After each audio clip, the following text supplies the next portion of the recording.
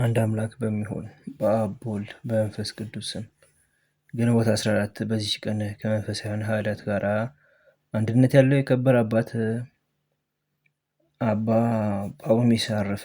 ይህም ቅዱስ ከአባ ጰላሞን ዘንድ መንኩሶ ሲያገለግለው የምንኩስናንም በጎ ስራ እየሰራ ብዙ ዘመናት ኖረ። ከዚህም በኋላ ከእግዚአብሔር የታዘዘ መልአክ ተገልጾለት እንደ አባቶቻችን ሐዋርያት የአንድነትን ማህበር ለመስራት መነኮሳትን እንዲሰበስብ አዘዘው። ከዚህም በኋላ ብዙዎች ሰዎችን ሰብስቦ በየቦታው ብዙ ገዳማትን ሰራላቸው። ለሁሉም በእጃቸው ሰርተው የሚያገኙትና በምግባቸው አንድነት እንዲሆን በጸሎት ጊዜ በመብልም የሚሰሩትን ስርዓት ሰራላቸው።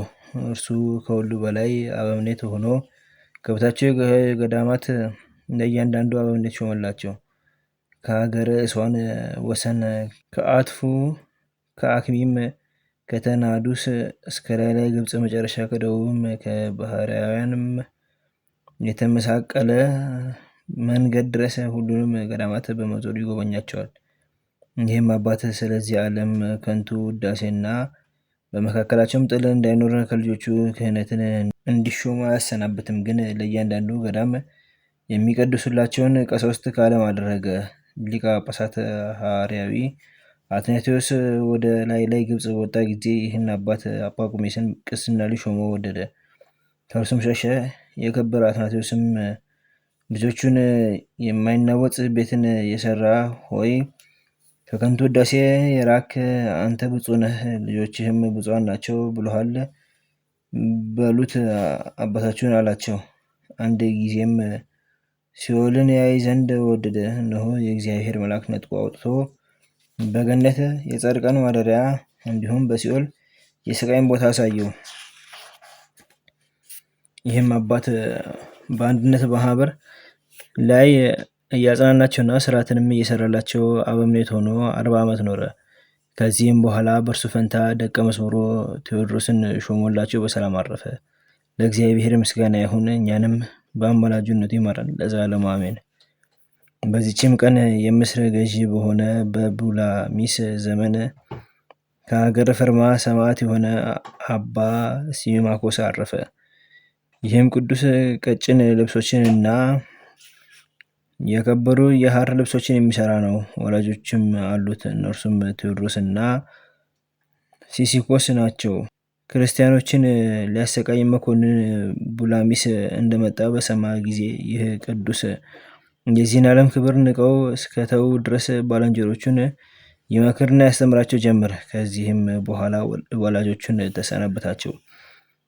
ለሀገረ ድሜራ ቅርብ ወደሆነ ወደ ሀገረ በክሩስ ወጣ።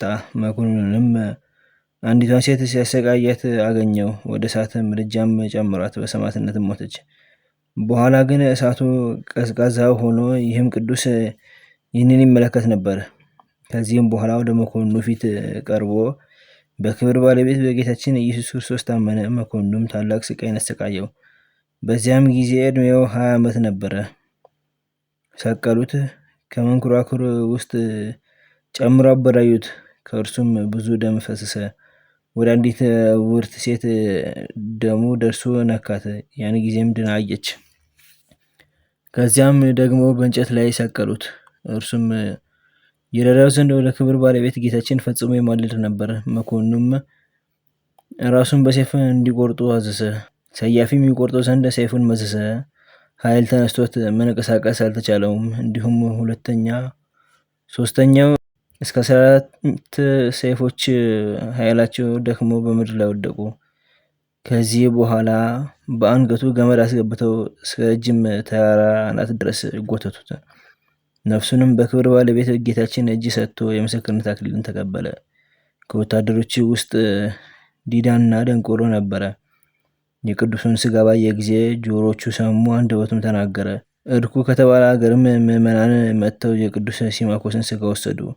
የድሜራና የታይን የሁለት ሀገር ሰዎች ተሰበሰቡ። መኮንኑም ቢላሞስም ፈርቶ ሸሸ።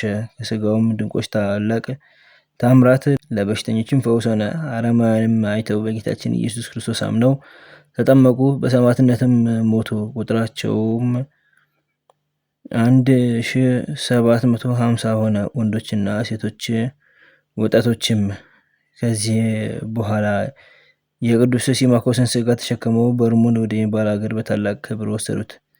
የሀገሩ መኮንንም ከራሱ መካከል ልብሶችን አምጥቶ ገንዘው ውብ የሆነች ቤተክርስቲያን ሰርተው ስጋውን በውስጡ አኖረ። ከእርሱም ድንቆች የሆኑ ብዙዎች ታምራት ተገለጡ። ለእግዚአብሔር ምስጋና ይሁን።